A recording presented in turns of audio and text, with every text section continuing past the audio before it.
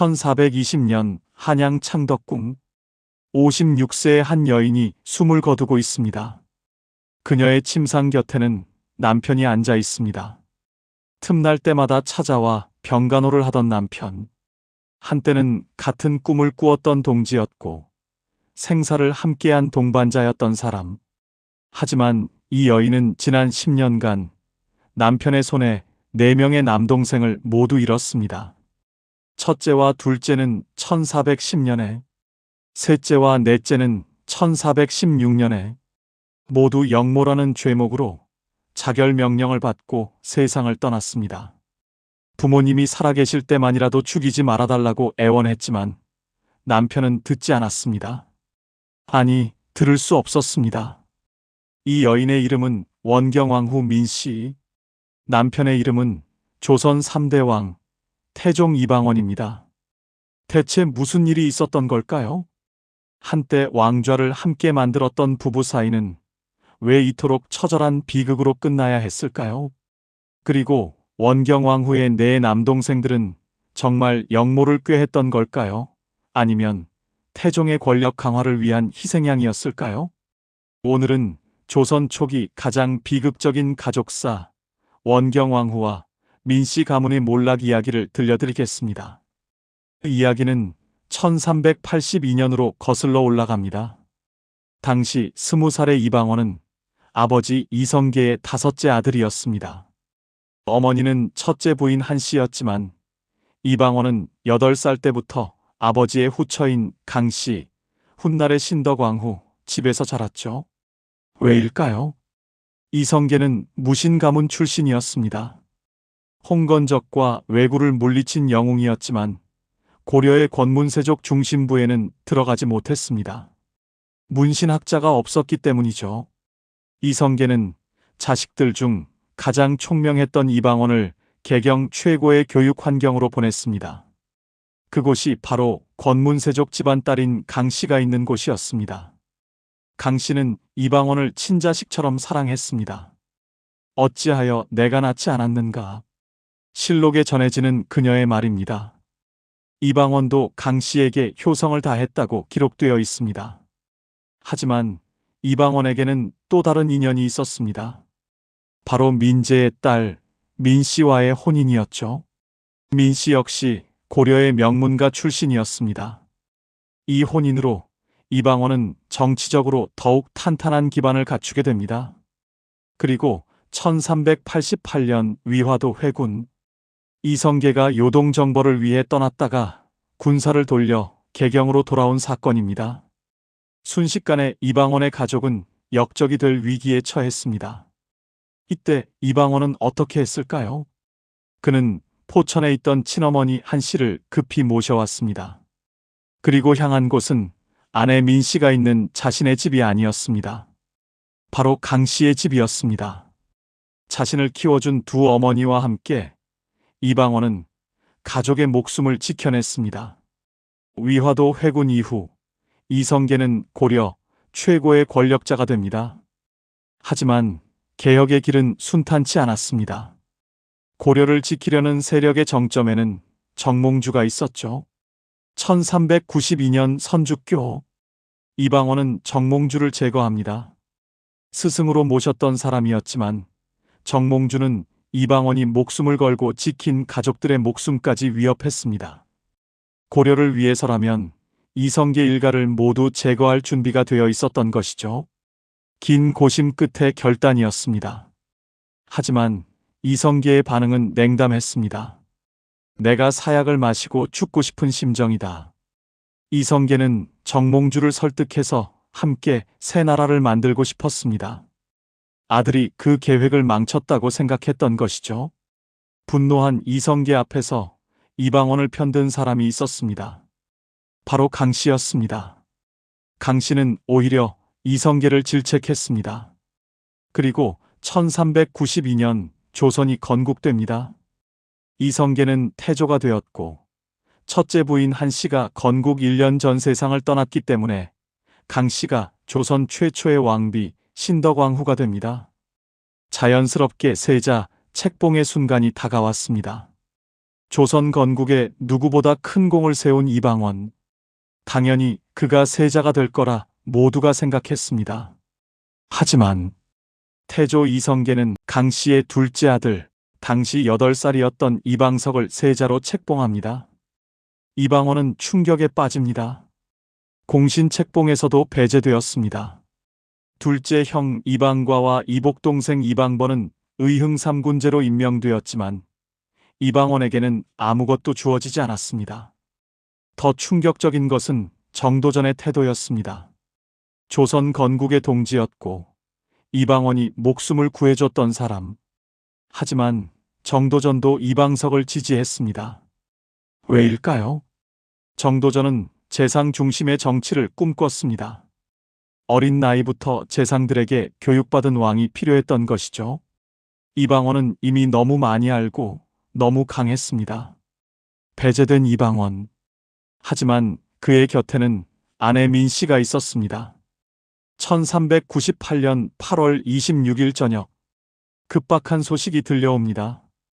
태조 이성계의 건강이 급격히 나빠졌으니 왕자들은 모두 궁으로 들어오라는 것이었습니다. 궁으로 향하던 이방원에게 누군가 허겁지겁 달려옵니다. 시종이었습니다. 민씨 부인께서 가슴과 배가 몹시 아프십니다. 화들짝 놀란 이방원은 급히 집으로 돌아갑니다. 그런데 집에 도착하니 아내가 멀쩡히 서 있었습니다. 정도전이 이성계가 아프다는 핑계로 왕자들을 모아 죽이려 합니다. 가셔서는 안 됩니다. 민씨는 위험을 감지했던 것입니다. 이방원은 말합니다. 어찌 죽음을 두려워하여 대궐에 나아가지 않겠소? 형들이 모두 대궐 안에 있으니 사실을 알리지 않을 수 없소. 그는 경복궁으로 갑니다. 화장실을 가는 척하다가 형들과 함께 궁을 빠져나왔습니다. 그리고 1차 왕자의 난이 시작됩니다. 그런데 문제가 있었습니다. 사병혁파로 이방원은 병력도 무기도 없었습니다. 어떻게 난을 일으킬 수 있었을까요? 바로 민씨가 준비해둔 것이었습니다. 사병을 빼앗기던 날 민씨는 몰래 갑옷과 무기를 숨겨뒀습니다. 만약의 사태를 대비한 것이죠. 민씨의 기지와 결단력 덕분에 이방원은 난을 일으킬 수 있었습니다. 정도전은 제거되었습니다. 이성계는 둘째 아들 이방과에게 양위하고 정종이 즉위합니다. 하지만 실권은 이방원이 쥐었죠. 1400년 2차 왕자의 난. 이번에는 형 이방간이 이방원을 제거하려 했지만 이방원이 승리합니다. 그리고 1400년 이방원은 마침내 왕위에 오릅니다. 조선 3대 왕, 태종. 왕좌에 오르기까지 이방원 곁에는 항상 민씨가 있었습니다. 위기를 감지하고 무기를 숨기고 남편을 지켰던 여인. 이제 그녀는 원경왕후가 되었습니다.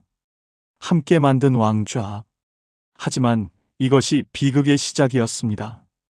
태종이 즉위한 지 불과 한 달 후 궁궐에 이상한 소문이 돕니다. 태종이 중궁전을 떠나 경연장에서 10여일간 거처하였다. 경연장은 왕이 신하들과 학문을 논하는 곳입니다. 지금으로 치면 회의실이죠. 왕이 왕비의 침전을 떠나 회의실에서 잔 겁니다. 현대식으로 말하면 각방을 쓴 거죠. 실록은 그 이유를 명확히 기록하고 있습니다. 태종이 중궁의 투기 때문에 경연장에 나와서 10여일간 거처하였다. 원경왕후의 질투 때문이라는 것입니다. 대체 무슨 일이 있었던 걸까요? 태종은 즉위하자마자 후궁을 드리는데 열을 올렸습니다. 명분은 명확했습니다. 왕실의 자손을 번식시켜야 한다. 하지만 원경왕후는 받아들일 수 없었습니다. 원경왕후는 고려시대에 성장한 여인이었습니다. 고려는 일부일처제가 원칙이었던 사회였죠. 물론 후처나 첩이 있었지만 정실 부인의 지위는 확고했습니다. 더군다나 원경왕후에게 태종은 어떤 존재였습니까? 함께 위기를 헤쳐온 동반자였습니다. 1차 왕자의 난 때 목숨을 걸고 남편을 도왔던 사람이었죠. 그런데 왕이 되자마자 후궁을 드린다. 원경왕후는 화가 났습니다. 참을 수 없었습니다. 태종에게 잔소리를 퍼부었고 태종은 그 잔소리를 피해 아예 잠자리를 옮겨버린 것입니다. 6개월 후 태종은 또 다른 조치를 취합니다. 원경왕후 처소의 궁녀와 환관 20여 명을 쫓아냅니다. 원경왕후의 수족을 자른 것이죠. 이번에도 부부싸움이 있었습니다. 발단은 태종이 어느 궁녀에게 승은을 내린 것이었습니다. 그런데 그 궁녀가 누구였을까요? 바로 원경왕후가 궁 밖에서부터 데리고 있던 시녀였습니다. 원경왕후는 그 궁녀를 불러 호되게 꾸짖었습니다. 태종의 입장에서 이것은 명백한 도전이었습니다. 하지만 현대의 시각으로 보면 어떨까요? 원경왕후의 감정은 충분히 이해할 수 있습니다. 자신이 키운 시녀를 남편이 후궁으로 삼았으니까요. 그런데 태종은 왜 이토록 많은 후궁을 들였을까요? 조선왕 조실록 선원록에 기록된 태종의 후궁은 18명입니다. 많은 역사학자들은 이렇게 분석합니다. 외척 견제, 원경왕후의 친정, 민씨 가문의 세력이 커지는 것을 막기 위함이었다는 것이죠. 고려 말 권문세족의 횡포를 봤던 태종입니다. 외척의 권력이 왕권을 위협하는 것을 경계했던 것입니다. 하지만 이것은 원경왕후에게는 이중의 고통이었습니다. 남편은 자신을 사랑하지 않는다는 개인적 상처, 그리고 친정 가문이 경계받고 있다는 정치적 위기감. 원경왕후는 후궁 문제로 크게 마음의 병을 얻어 자리에 눕습니다. 하지만 태종은 이후로도 계속 후궁을 들였습니다. 신분도 가리지 않았습니다. 마음에 들면 곁에 두었죠. 부부 사이는 점점 냉랭해져 갔습니다. 그리고 1406년 8월, 태종이 즉위한 지 6년째 되던 해였습니다. 태종이 주요 정승들을 불러 폭탄 선언을 합니다. 오늘부로 세자에게 양위를 할 것이요. 당시 세자는 원경왕후의 첫째 아들 양녕대군이었습니다. 나이는 불과 13세. 갑자기 왜 이런 말을 했을까요? 조정 대신들은 단체로 반대했습니다. 대신들 사이에는 원경왕후의 동생들 민무구와 민무질도 있었습니다. 양위를 놓고 태종과 신하들의 신경전은 일주일 넘게 계속되었습니다. 결국 태종은 양위하지 않는 것으로 일단락됩니다. 해프닝으로 끝난 듯 했습니다. 원경왕후의 입장에서는 나쁠 것 없는 일이었습니다. 자신의 첫째 아들이 왕위를 물려받는다는 거니까요. 하지만 많은 역사학자들은 이 사건을 다르게 해석합니다. 태종의 떡밥, 민씨 형제를 제거하기 위한 덫이었다는 것이죠. 과연 그랬을까요? 1년 후 1407년 7월 한 통의 상소가 궁안을 발칵 뒤집습니다. 지난해 전하께서 장차 내선 양위를 행하려 할 때 민무구 등은 스스로 다행하게 여겨 기뻐하는 빛을 얼굴에 나타냈으며, 즉 민무구와 민무질이 태종이 양위 의사를 밝혔을 때 왕이 바뀌는 걸 좋아했다는 것입니다. 태종의 입장에서 이것은 불충이었습니다. 상소는 계속됩니다. 세자 이외에는 왕자 가운데 영특한 자는 없어도 좋다고 하였으니 역심을 품은 것이 명백합니다. 민씨 형제가 세자 외의 왕자들을 제거하고 어린 세자를 앞세워 정권을 장악하려 한다는 것이었습니다. 실록은 태종이 이미 몇 년 전부터 민씨 형제를 의심하고 있었다고 기록합니다. 내가 이모년에 매우 큰 종창이 났었는데 무구, 무질이들은 가만히 병세를 엿보고 9살 된 어린 아들을 끼고 나라 권세를 차지하려고 꾀하였다. 태종이 즉위한 지 2년째 되던 1402년, 태종이 큰 병을 앓았을 때 민씨 형제가 당시 9살이던 양녕대군을 왕으로 세우고 권력을 잡으려 했다는 의심이었습니다. 그 의심이 5년간 쌓여 있었던 것이죠. 1407년의 상소는 그 의심의 불길에 기름을 부은 격이었습니다. 그렇다면 민씨 형제는 정말 역모를 꾸민 걸까요? 정확한 증거는 없습니다. 하지만 영모가 언급된 이상 민씨 형제의 편을 들어줄 사람은 없었습니다. 그리고 태종은 즉위 초부터 민씨 집안의 권력이 강해지는 것을 상당히 경계했습니다. 많은 학자들은 이렇게 분석합니다.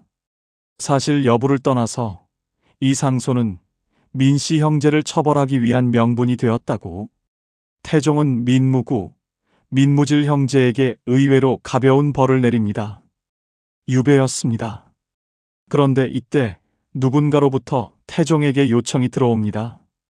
처벌 강도를 높여서 더 먼 지방으로 보내달라는 것이었습니다. 이 요청을 한 사람은 누구였을까요? 바로 민무구와 민무질의 누이 원경왕후였습니다.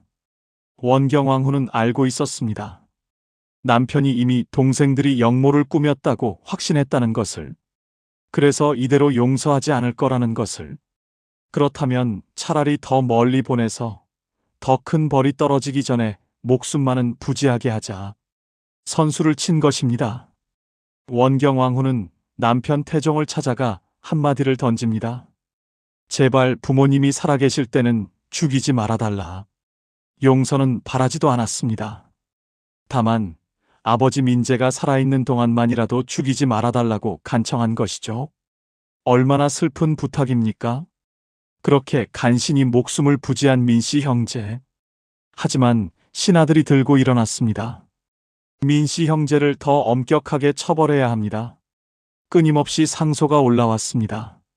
많은 학자들은 이렇게 분석합니다. 신하들이 태종의 뜻을 읽은 것이라고. 태종은 처남들을 죽이고 싶었지만 직접 나서기는 어려웠습니다. 왕비의 동생들이니까요. 신하들이 그것을 눈치채고 일종의 명분을 만들어준 것이라는 분석입니다. 하지만 태종은 상소를 계속 받아들이지 않았습니다. 적어도 장인 민재가 살아있는 동안에는 죽이지 않으려 했던 것이죠. 1년이 흐르고 1408년 원경왕후에게 청천벽력 같은 소식이 들려옵니다. 아버지 민재가 세상을 떠난 것입니다. 태종은 유배 갔던 민씨 형제를 불러들여 아버지 장례를 치르도록 해줍니다. 인정이 있는 것처럼 보였습니다. 그런데 장례를 마친 보름 후 태종이 충격적인 교지를 내립니다. 민무구, 민무질의 죄를 10가지로 정리해서 나열했습니다. 교지를 통해 민씨 형제가 영모를 꾸미고 있었다고 단언한 것입니다. 1409년 민씨 형제는 유배지 중에서도 가장 험지였던 제주도로 보내집니다. 원경왕후는 제발 거기서라도 멈추기를 바랐을 겁니다. 하지만 다음 해인 1410년 태종의 명이 떨어집니다. 두 죄인에게 자결을 명하노라. 1410년 제주도 민무구와 민무질은 자결 명령을 받았습니다. 왜 태종은 꼭 처남들을 죽이기까지 해야 했을까요? 많은 학자들은 이렇게 분석합니다. 세자에 대한 걱정이었다고. 양녕대군은 어릴 적 외가인 민씨 집안에서 자랐습니다. 민씨 형제들과 유대관계가 좋았죠. 태종은 걱정했습니다. 양녕이 왕이 된 후 민씨 형제들에게 휘둘릴 수 있다. 미리 제거한 것이었습니다.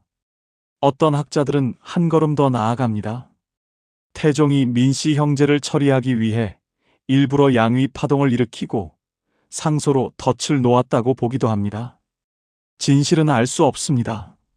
하지만 분명한 것은 원경왕후가 한순간에 남동생 둘을 잃었다는 사실입니다.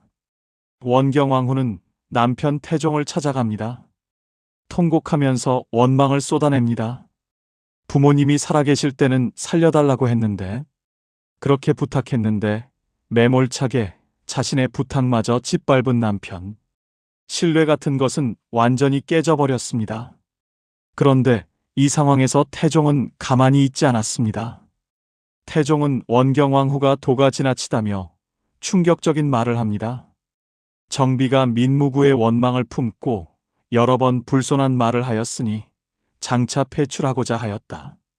그러나 다만 예전 뜻을 생각하여 스스로 깨우치기를 기다리겠다. 원경왕후가 남동생들의 일로 슬픔을 주체하지 못하고 남편을 향해 날선 말들을 했던 것이겠죠. 태종은 그런 원경왕후의 태도가 선을 넘었다고 판단했습니다. 왕비가 왕인 남편보다 친정편만 든다는 것이었죠.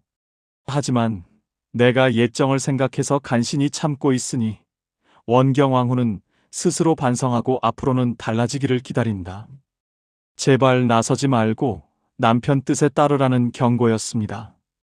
이제는 정말 남이 되어버렸습니다. 그런데 태종은 왜 폐비를 하지 않았을까요? 실록에는 이렇게 기록되어 있습니다.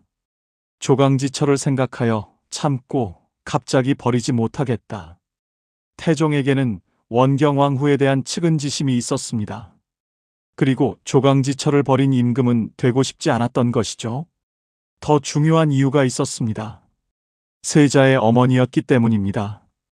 다음 왕위를 이을 세자를 위해서라도 폐비를 할 수는 없었습니다. 그리고 민심도 문제였습니다. 원경왕후를 함부로 폐출하면 백성들이 어떻게 생각하겠습니까? 왕실의 도덕적 권위가 흔들릴 수 있었습니다. 결국 태종의 바람대로 원경왕후는 뒷전으로 물러나 조용히 살아갑니다. 그렇게 5년의 시간이 흘렀습니다.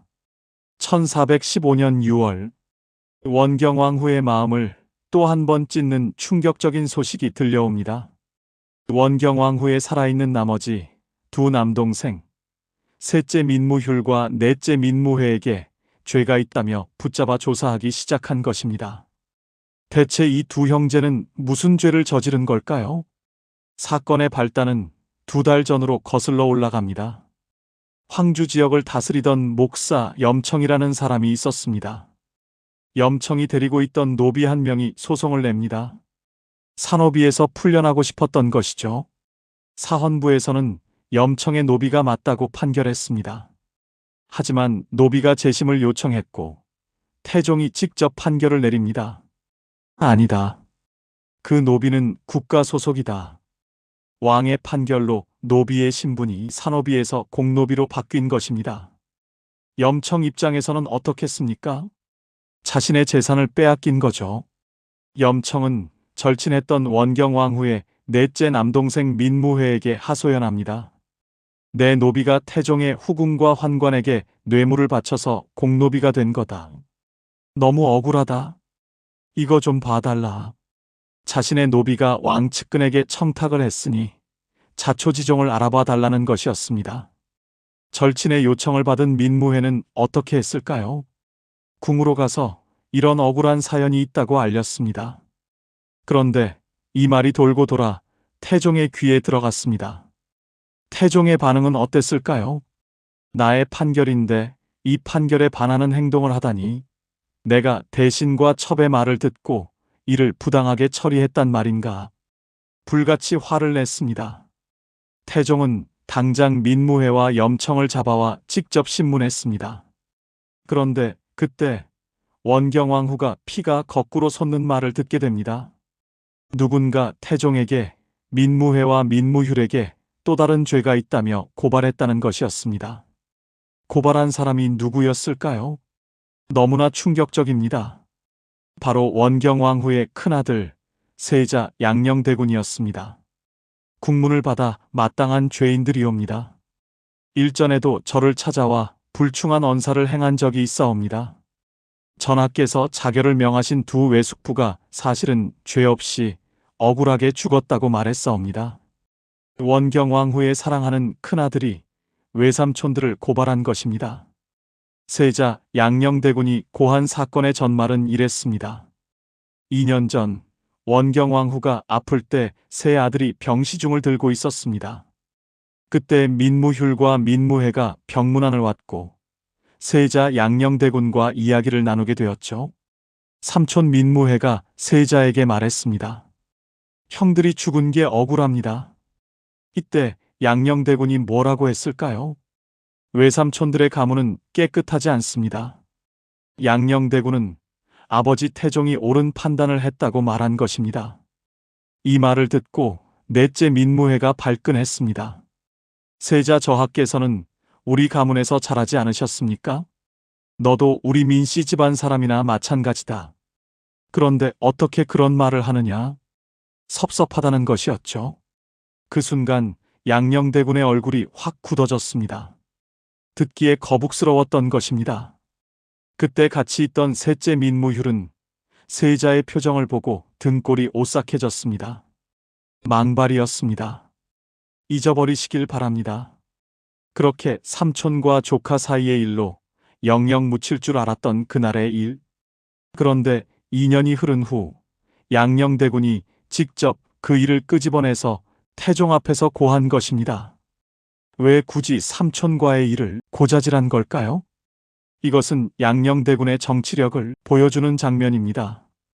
이 시기 양녕대군은 여자 문제로 아버지 태종에게 미움을 받고 있었습니다. 양녕대군 입장에서는 아버지 태종의 눈에 들어야 했습니다. 자기가 살기 위해 선수를 친 것이죠. 어린 나이에도 이런 판단을 했다는 것은 양녕도 정치인이었다는 증거입니다. 세자 양녕대군의 이야기를 들은 태종은 죄가 있다면서도 처벌을 망설였습니다. 그러자 신하들이 나섰습니다. 왕과 왕세자를 모욕한 민씨 형제를 그냥 둘 수 없습니다. 한 달이 넘도록 민씨 형제를 죽이라고 상소를 올렸습니다. 결국 태종은 민씨 형제의 관직을 거두고 유배를 보냅니다. 그리고 1416년 1월 13일 태종에게서 이런 명이 떨어집니다. 도망가지 못하게 하고 만약 자결하고자 하거든 말리지 말라. 알아서 죽으라는 뜻이었습니다. 원경왕후는 앞서 두 남동생을 잃은 지 6년 만에 마지막 남은 두 남동생마저 잃게 됩니다. 4명의 남동생을 모두 잃었습니다. 모두 남편의 손에, 모두 영모라는 죄목으로. 그렇게 처참하게 남동생들의 죽음을 겪은 원경왕후는 모든 걸 체념한 듯 조용히 살려고 노력합니다. 1418년 태종이 세종에게 양위하고 상왕으로 물러납니다. 원경왕후는 대비가 됩니다. 그리고 얼마 후 큰 병을 얻어 시름시름 앓게 됩니다. 56년의 인생, 그중 얼마나 많은 시간을 눈물로 보냈을까요? 1398년 1차 왕자의 난 때는 목숨을 걸고 남편을 도왔습니다. 무기를 숨겨두고 위험을 감지하고 남편을 지켰습니다. 함께 만든 왕좌였습니다. 하지만 왕이 된 후 남편은 변했습니다. 즉위하자마자 후궁을 들이기 시작했습니다. 18명의 후궁. 원경왕후는 질투했고 태종은 그 질투를 외척 견제의 명분으로 삼았습니다. 1410년 첫째와 둘째 남동생을 잃었습니다. 부모님이 살아계실 때만이라도 살려달라고 애원했지만 남편은 듣지 않았습니다. 1416년 셋째와 넷째 남동생마저 잃었습니다. 이번에는 큰아들 양녕대군이 고발했습니다. 4명의 남동생을 모두 잃었습니다. 태종은 원경왕후를 향해 경고했습니다. 폐출하고자 하였으나 예정을 생각해 참겠다. 스스로 깨우치기를 기다린다. 원경왕후는 뒷전으로 물러났습니다. 더 이상 정치에 관여하지 않았습니다. 조용히, 아주 조용히 살았습니다. 그렇게 2년의 시간이 흘렀습니다. 1420년 원경왕후는 병석에 누워 있습니다. 아이러니하게도 그 시름시름 앓고 있는 원경왕후의 곁을 지킨 사람이 있었습니다. 바로 남편 태종이었습니다. 태종은 틈날 때마다 아내를 병간호했다고 실록은 기록합니다. 어떤 심정이었을까요? 죄책감이었을까요? 아니면 조강지처에 대한 의무감이었을까요? 우리는 알 수 없습니다. 하지만 분명한 것은 태종이 그 자리에 있었다는 사실입니다. 원경왕후는 무슨 생각을 했을까요? 한때는 함께 꿈을 꾸었던 사람, 위기의 순간마다 자신을 지켜준 사람. 하지만 왕이 된 후 자신의 4 남동생을 모두 죽인 사람. 복잡하고 괴로웠을 것입니다. 그리고 1420년 원경왕후는 한많은 세상과 작별합니다. 그녀의 나이 56세였습니다. 태종은 원경왕후가 죽은 후 어땠을까요? 실록에는 태종이 슬퍼했다는 기록이 있습니다. 하지만 구체적인 감정은 기록되지 않았습니다. 태종은 1422년 원경왕후가 죽은 지 2년 후에 세상을 떠납니다. 그렇다면 우리는 이렇게 물어야 합니다. 민씨 형제는 정말 영모를 꾸몄을까요? 정확한 증거는 없습니다. 조선왕조실록 어디에도 민씨 형제가 실제로 군사를 모았다거나 구체적인 영모 계획을 세웠다는 기록은 없습니다. 있는 것은 상소와 의심뿐입니다. 양위 소동 때 기뻐했다. 세자 외의 왕자는 필요 없다고 말했다. 왕과 세자를 모욕했다. 이것들이 영모의 증거가 될 수 있을까요? 현대의 법정이라면 무죄 판결을 받았을 가능성이 높습니다.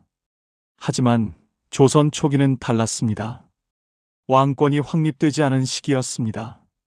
1차, 2차 왕자의 난을 겪은 직후였죠. 의심만으로도 제거될 수 있었습니다. 많은 역사학자들은 이렇게 분석합니다. 민씨 형제 제거는 태종의 왕권 강화 과정이었다고. 고려 말 권문세족의 횡포를 봤던 태종입니다. 외척의 힘이 강해지면 왕권이 위협받는다는 것을 잘 알고 있었습니다. 원경왕후의 친정 민씨 가문은 조선 건국 공신이었습니다. 세자 양녕대군은 어릴 적 민씨 집안에서 자랐습니다.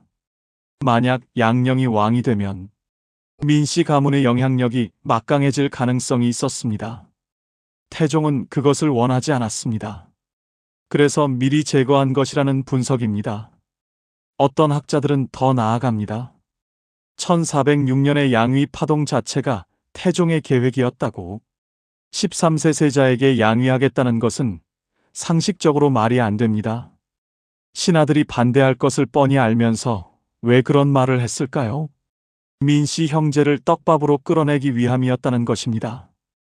양위 소동 때 민씨 형제가 어떤 반응을 보이는지 지켜보고 그것을 명분으로 삼았다는 분석이죠.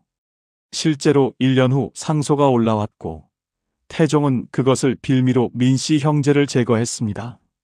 물론 이것은 추측입니다. 하지만 정황상 설득력이 있습니다. 태종은 치밀한 정치인이었습니다. 1차, 2차 왕자의 난을 승리로 이끈 사람입니다.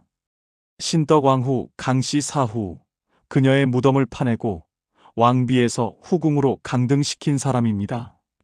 정적을 제거하는데 주저함이 없었던 사람입니다. 그런 태종이 민씨 형제를 그냥 뒀을까요?